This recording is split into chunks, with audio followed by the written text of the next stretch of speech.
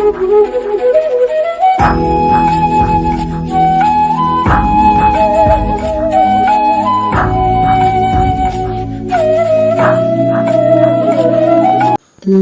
നമസ്കാരം. ധാരാളം കൃഷ്ണാനുഭവങ്ങളാണ് ഓരോ ദിവസവും കിട്ടിക്കൊണ്ടിരിക്കുന്നത്. നമ്മുടെ കണ്ണ് നനയ്ക്കുന്ന, നമ്മെ അത്ഭുതപ്പെടുത്തുന്ന ഒരുപാട് കൃഷ്ണാനുഭവങ്ങൾ.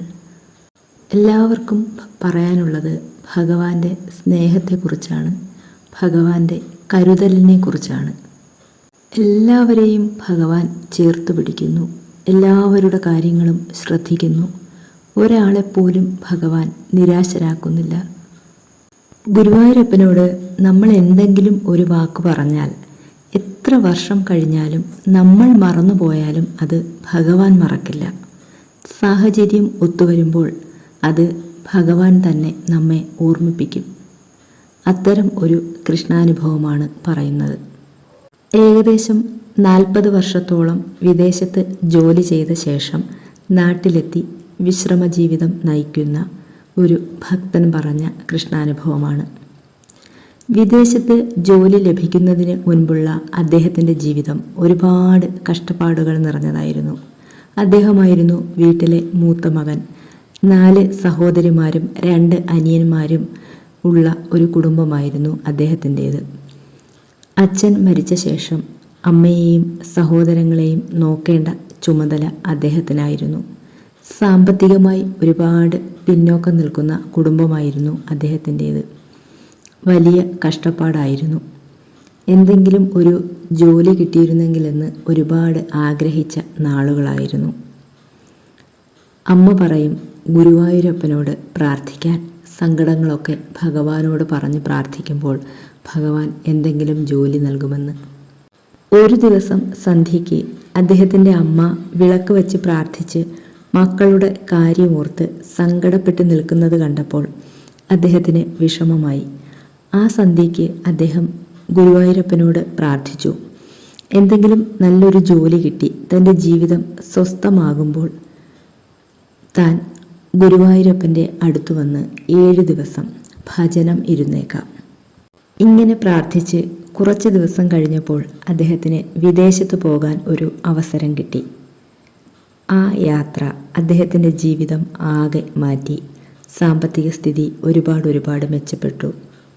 4 സഹോദരിമാരെയും പഠിപ്പിക്കാനും വിവാഹം കഴിപ്പിക്കാനും അദ്ദേഹത്തിന് സാധിച്ചു. അതുപോലെ അനിയന്മാരെയും പഠിപ്പിക്കാൻ സാധിച്ചു. അവരെ സ്വന്തമായിട്ട് ബിസിനസ് ചെയ്യാൻ സഹായിക്കാൻ കഴിഞ്ഞു. അമ്മയെ സംരക്ഷിക്കാൻ കഴിഞ്ഞു. ഇതിനിടയിൽ അദ്ദേഹത്തിൻ്റെ വിവാഹം കഴിഞ്ഞു. കുട്ടികളൊക്കെയായി ജീവിതം സ്വസ്ഥമായി.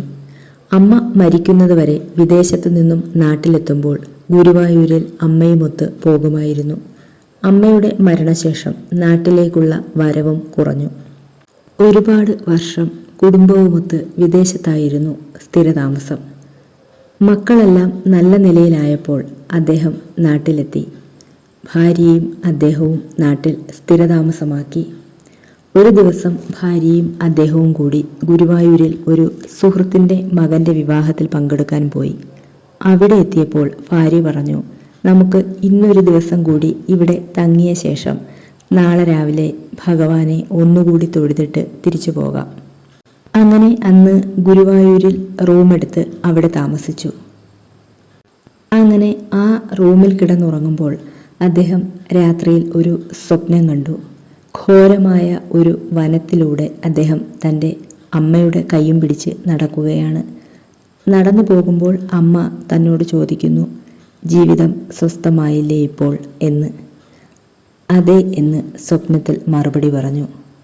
അപ്പോൾ അമ്മ കൈപിടിച്ച് ഒരു ആൽച്ചുവട്ടിൽ കൊണ്ടിരുത്തിയിട്ട് പറയുകയാണ്, ഇപ്പോൾ നിന്റെ ജീവിതം സ്വസ്ഥമായല്ലോ. ഇനി ഇവിടെ 7 ദിവസം നീ ഈ ആൽച്ചുവട്ടിൽ സ്വസ്ഥമായിരുന്നോളൂ. പെട്ടെന്ന് അദ്ദേഹം ഞെട്ടി ഉണർന്നു. വർഷങ്ങൾക്ക് മുൻപ് ഗുരുവായൂരപ്പനോട് 7 ദിവസം ഗുരുവായൂരിൽ ഭജനമിരിക്കാം, ജീവിതം സ്വസ്ഥമാകട്ടെ എന്ന് പ്രാർത്ഥിച്ചു. ആ പ്രാർത്ഥിച്ച നിമിഷം അദ്ദേഹത്തിൻ്റെ ഓർമ്മയിലേക്ക് തെളിഞ്ഞു വന്നു. ആദ്യമായി ജോലി കിട്ടിയ ശേഷം കുറേ നാളൊക്കെ ഗുരുവായൂരിൽ ഭജനമിരിക്കാൻ പോകുന്ന കാര്യം ഓർത്തിരുന്നു. പിന്നെ ക്രമേണ അത് മറന്നു. മരിച്ചുപോയ അമ്മയിലൂടെ ഗുരുവായൂരപ്പൻ തന്നെ അത് വീണ്ടും ഓർമ്മിപ്പിച്ചിരിക്കുന്നു, ഒരു സ്വപ്നത്തിൻ്റെ രൂപത്തിൽ. അദ്ദേഹം ഭാര്യയോട് കാര്യങ്ങളെല്ലാം പറഞ്ഞു.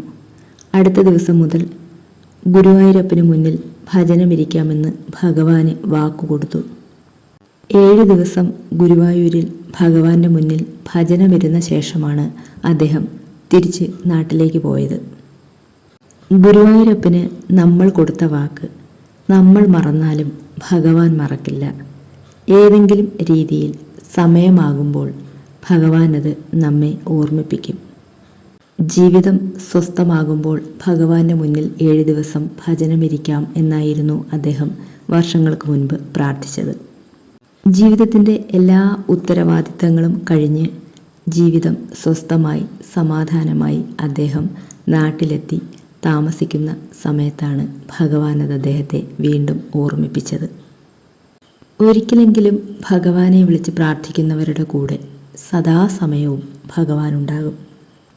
എല്ലാവർക്കും സദാനേരവും ഭഗവാനെ ഓർക്കാനും പ്രാർത്ഥിക്കാനും സാധിക്കട്ടെ.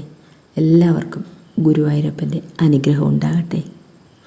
നല്ല നല്ല കൃഷ്ണാനുഭവങ്ങളും ഉണ്ടാകട്ടെ.